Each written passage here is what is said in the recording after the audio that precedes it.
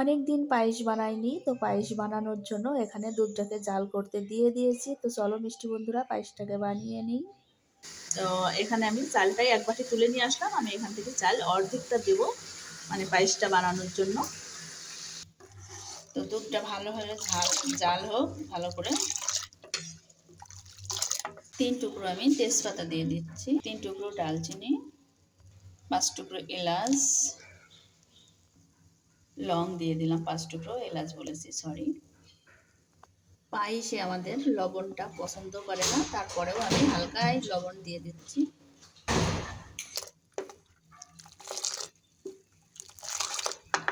দেখো আমি সে চালটা তুলে রেখেছি। আমি দেখো এই চালগুলো নিয়েছি, এগুলো দিয়ে আমি পায়েস বানাবো। আমি চালগুলো দিয়ে দেবো।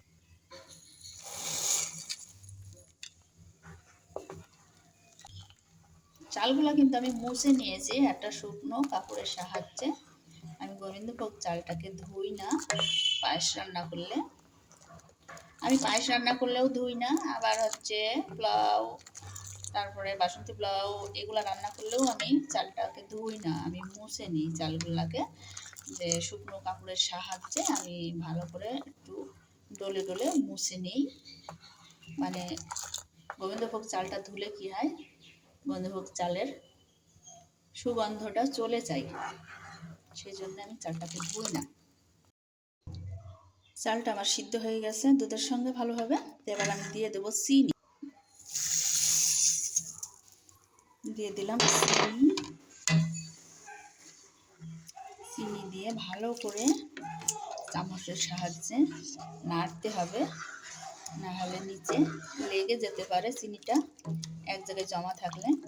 তো চিনি দিলে পারে তোমার দুধটা আবার ফের পাতলা হয়ে যায়, জল জল মতন এসে যায়। তো চিনি দিয়ে অনেক জাল দিতে হয় জানো, তারপরে আবার দুধটা, মানে দুধ হোক, এই যে আমার এইটা পায়েসটা তখন ঘন আসবে। এখন আবার দেখো জলের মতো। তোমার তেজপাতাগুলোর কাজ নাই, এবার তেজপাতাগুলো আমি তুলে ফেলে দেবো।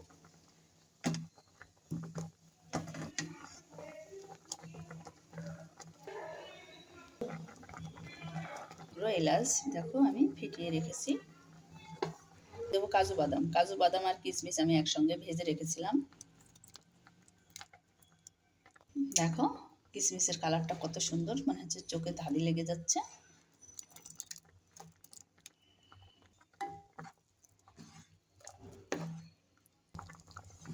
আমার পায়েসটা হয়ে গেছে রান্না, আমি এবার নামিয়ে নেব।